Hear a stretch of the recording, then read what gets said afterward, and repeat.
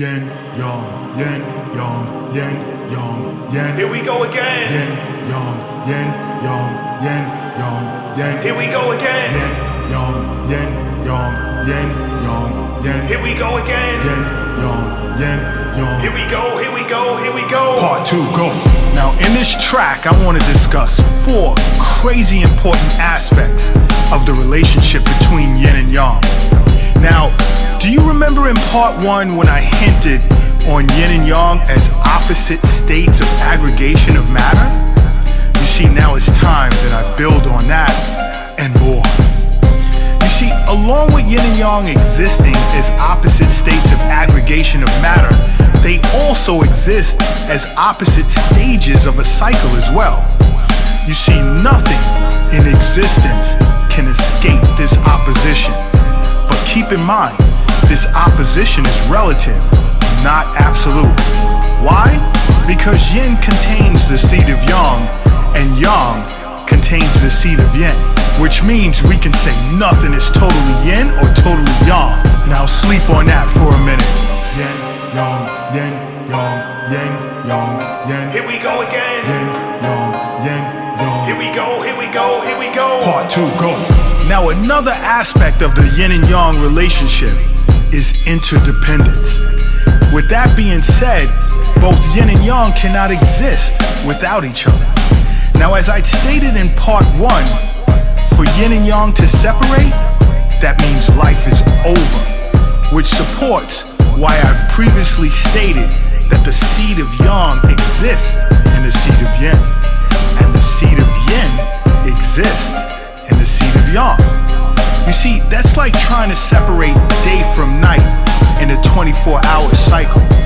Now imagine having only day with no night, or night with no day, or even a ceiling with no floor, or a left without a right.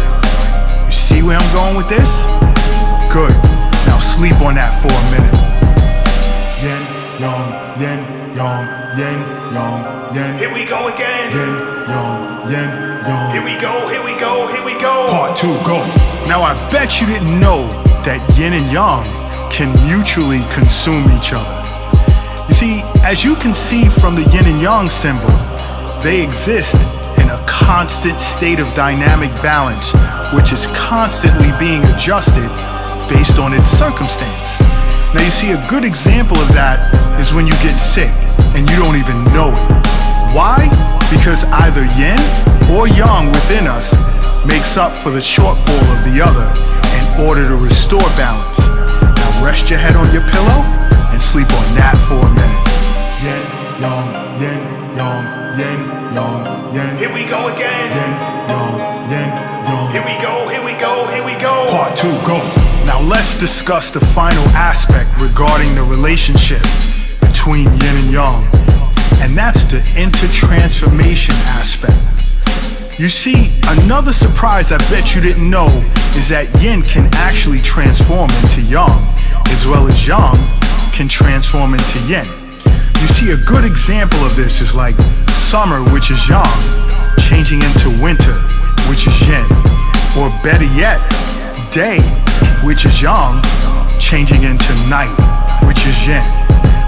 But you see, this intertransformational change can only happen when internal and external conditions are right, and time factor is important as well. Now get some sleep. The power of yin and yang.